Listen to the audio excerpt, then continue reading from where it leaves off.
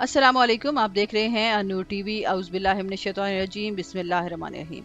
मुत्तहिदा अरब इमारात के इसराइल के साथ मुकम्मल सिफारती ताल्लुकात बरकरार रखने के फैसले ने मुस्लिम दुनिया को दो कैंपों में बांट दिया है। कुछ मुसलमान ममालिक इस इक़दाम की मज़म्मत करते हैं और धमकी देते हैं कि वो इस खलीजी मुल्क के साथ अपने सिफारती ताल्लुकात मुअत्तल कर देंगे। ताहम मुत्तहिदा अरब इमारात ने इसराइल के साथ ताल्लुकात इस्तवार करने के अपने इक़दाम के एक मजबूत दिफा की पेशकश करते हुए कहा है कि इसका मकसद मशरिक़ वुस्ता के तातुल को मुतज़लज़ल करने और इमारती मफादात को पूरा करने के लिए बनाया गया है। पाकिस्तान ने अपने एक रद्द-ए-अमल में कहा कि इसकी फ़लस्तीनी अवाम के जायज़ हकूक़ बशमूल हक़ खुदरादियत के मुकम्मल इदराक के साथ अहद वाबस्तगी है। मशरिक़ वुस्ता में अमन और इस्तेहकाम पाकिस्तान की भी अवलीन तरजीह है। हमने मुत्तहिदा अरब इमारात और इसराइल के ताल्लुकात को मामूल पर लाने के मुआहदे का ऐलान करते हुए मुश्तरका बयान जारी किया है कि ये एक ऐसी तरक्की है जिसमें दूर असरात मुरतब होंगे। एक मुनसिफाना, जामे और देरपा अमन के लिए पाकिस्तान ने दो रियासतों के हल के मुस्तकिल हमायत की है। अगरचे अभी तक सऊदी अरब ने अपना रद्द-ए-अमल देना है। ईरान और तुर्की दोनों ने मुत्तहिदा अरब इमारात के जरिए इसराइल को तस्लीम करने की मजम्मत की है। सदर रजब तैयब अर्दगान ने जुमा के रोज़ कहा कि तुर्की इसराइल और खलीजी रियासत के माबैन एक तारीखी मुआहदे के बाद मुत्तहिदा अरब इमारात के साथ सफारती ताल्लुकात मुअत्तल कर सकता है। अर्दगान ने नामानिगारों को बताया कि मैंने वज़ीर ख़ारजा को एक हुक्म दिया। मैंने कहा कि अबू ज़ाहबी इंतज़ामिया के साथ सफारती ताल्लुकात मुअत्तल कर सकता है या अपना सफ़ीर वापस ले सकता है। यमन के हौसी बागियों ने इस मुआहदे को एक इक़दाम के तौर पर अरब और इस्लामी कौम को इश्तियाल अंगेज़ी करार दिया और ये साबित किया कि अमारात समेत ये ममालिक जो यमन के खिलाफ हमला कर रहे हैं इसराइली हस्ती की खिदमत करते हैं। मज़ीद आगे बढ़ने से पहले अगर आपने मेरा चैनल सब्सक्राइब नहीं किया तो अन्नूर टीवी को सब्सक्राइब करें और वीडियो को लाइक और शेयर ज़रूर करें। व्यूअर्स, डॉक्टर इसरार अहमद ने कहा था कि एक मुसलमानों का ब्लॉक बनेगा जिसमें अरब कंट्रीज तो मैं भी किसी दावे से नहीं कह रहा, लेकिन दो इम्कानात हैं। इम्कान नंबर एक क्या है? अभी आलम इस्लाम का एक सॉलिड ब्लॉक है जो यहूदी वर्ल्ड ऑर्डर की निगाहों में खटक रहा है। मैं खटकता हूं दिले यज़दा में कांटे की तरह। अगरचे उनकी स्ट्रेटेजी क्या है, एक एक करके इनके हिस्से बखरे करके तिया पांचा करो। अभी वो ब्लॉक कौन सा है? ईरान है, अफगानिस्तान है, पाकिस्तान है और रूसी तुर्किस्तान से आजाद होने वाली जो रियासतें हैं, ये एक सॉलिड ब्लॉक।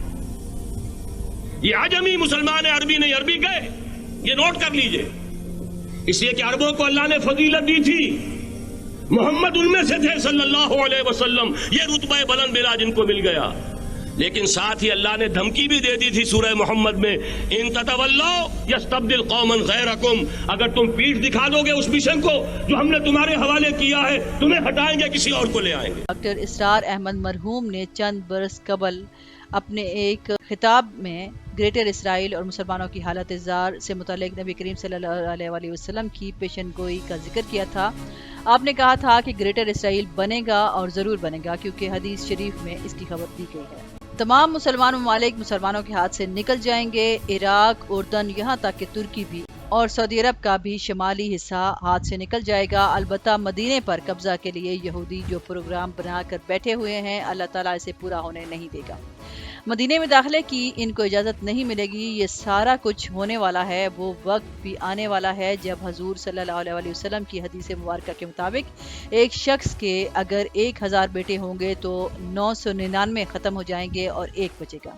ये वक्त भी आने वाला है कि हजूर सल्लल्लाहु अलैहि वसल्लम ने फरमाया कि इतनी खौफनाक जंग होगी जिसमें बेपनाह खून रेजी होगी, पूरी ज़मीन लाशों से अट जाएगी और ऐसा होगा कि मुर्दार खोर परिंदा, गिद्ध, चील, कव्वे वगैरह तो लाशों को नोचने खाने के लिए उतरेंगे, लेकिन नफासत पसंद परिंदे जो लाश के ऊपर उतरने से गुरेज करते हैं, इनमें से एक परिंदा उड़ता चला जाएगा और इसको जमीन पर कहीं उतरने की जगह नहीं मिलेगी क्योंकि जमीन सारी लाशों से अटी पड़ी होगी, यहाँ तक कि थक हार कर जब इसके पर मुसलसल परवाज से जवाब दे जाएंगे तो वो गिरेगा और जमीन पर मौजूद लाश पर गिरेगा।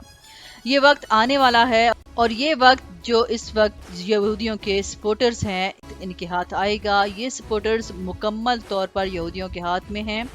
ڈاکٹر اسرار احمد کہتے ہیں کہ میرے نزدیک اس کام کے لیے اس ملعون قوم کو، جو کہ حضرت عیسیٰ علیہ السلام کے دور سے ملعون ہو چکی ہے، ان کو باقی رکھا گیا ہے، اس کو موقع دیا گیا اور اس نے اسرائیل بنا لیا۔ تقریباً 2000 سال بعد یہ دوبارہ آباد ہوئے ہیں اس سرزمین میں جہاں سے نکال دیے گئے تھے۔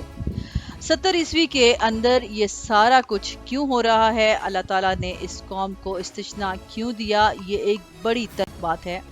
قانون تعالیٰ ہے کہ اللہ تعالیٰ منحرف قوم کو اسی وقت ہلاک کر دیتا ہے، جیسا کہ ہمارے علم میں ہے کہ قوم نوح، ہود، عاد، سمود، قوم شعیب کو صفحہ ہستی سے مٹا دیا گیا، اور سدوم اور عمورہ کی بستیاں جہاں حضرت لوط علیہ السلام بھیجے گئے تھے، اور آل فرعون جو ہلاک کر دی گئی تھی۔ ایسے سمجھیے کہ اس سارے معاملے کو درمیان سے ایک وقفہ دے دیا گیا، حضرت عیسیٰ علیہ السلام کو اٹھا لیا گیا۔ حضرت عیسیٰ علیہ السلام دوبارہ دنیا میں تشریف لائیں گے۔ یہ کیوں کیا گیا؟ اس کا جواب بہت تلخ ہے۔ یہودی قوم کو زندہ رکھا گیا جو ملعون اور مغضوب علیہم قوم ہے۔ سورہ فاتح میں سب مفسرین لکھتے ہیں کہ الضالین سے مراد نصارہ لی گئی ہے، اور مغضوب علیہم یہودیوں کو کہا گیا ہے، ایک مغضوب اور ملعون قوم کے ہاتھوں آخری امت محمدیہ صلی اللہ علیہ وآلہ وسلم، اور اس کا بھی بہترین حصہ، اس پر عذاب ان کے ہاتھوں آئے گا، عربوں پر عذاب یہودیوں کے ہاتھوں آئے گا۔ اس لیے یہودیوں کو بچایا گیا کہ عرب کے لیے بڑی ہلاکت ہے، اور آج ہماری نظر میں آ رہا ہے کہ وہ ملعون اور مغضوب علیہم قوم یہودی ان کے سینے میں خنجر کی طرح گھونپ دی گئی ہے، اور 30 کروڑ کے قریب عرب ذلت مسکنت کی مثال بنے ہوئے ہیں۔ کیا کوئی اسرائیل کے خلاف آج بول سکتا ہے؟ 30 سے 35 لاکھ یہودی اسرائیل میں آباد ہیں، جبکہ اس سے زیادہ امریکہ میں موجود ہیں۔ 50 لاکھ کے قریب اور دنیا بھر میں 1.25 کروڑ کے قریب آباد ہیں، لیکن اس قدر طاقتور ہیں کہ جو چاہتے ہیں کرتے ہیں۔ عراق کی ایٹمی انسٹالیشن کو تباہ کر دیا گیا، اور اس بات سے اندازہ لگائیں کہ جب اسرائیلی طیارے عراق کی ایٹمی انسٹالیشن کو تباہ کر کے واپس گئے تو سعودی عرب کی فضا میں انہوں نے ری فیولنگ کی۔ اللہ تعالیٰ نے یہ کوڑا یہودی مسلمانوں کے لیے رکھا ہوا ہے۔ جتنا اعلیٰ مقام اللہ تعالیٰ نے عربوں کو دیا، اور ان میں نبی آخر الزمان حضرت محمد صلی اللہ علیہ وآلہ وسلم کو اٹھایا، ان کی زبان میں اپنا آخری کلام نازل کیا، تو ان کی ذمہ داری بھی بہت زیادہ ہے۔ اب تک کے لیے اتنا ہی۔ مزید خبروں اور اپڈیٹس کے لیے دیکھتے رہیں النور ٹی وی۔ ویڈیو سے ریلیٹڈ اپنی رائے کا اظہار کمنٹ سیکشن میں ضرور کیجیے گا، اور اس سے پہلے اگر آپ نے میرا چینل سبسکرائب نہیں کیا تو النور ٹی وی کو سبسکرائب کریں، اور ساتھ میں لگے گھنٹی کے بٹن کو ضرور دبائیں تاکہ میری آنے والی ہر نئی ویڈیو کا نوٹیفیکیشن آپ کے پاس جلد پہنچے۔ شکریہ۔